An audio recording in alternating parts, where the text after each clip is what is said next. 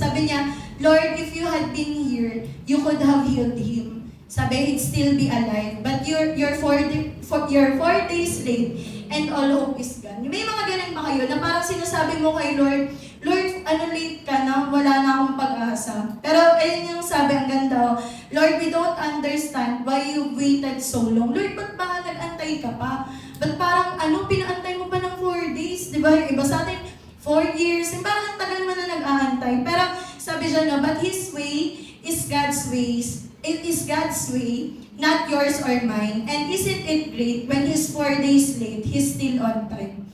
Diba na may mga time na akala natin late na tayo, na pag-iwanan na tayo, pero laging on time si Lord, diba? Lagi pa rin siyang may kayang gawin, diba? Pero yan, ang isang dito, wag din naman natin siyang gawin na excuse para i-delay yung mga dapat na natin gawin.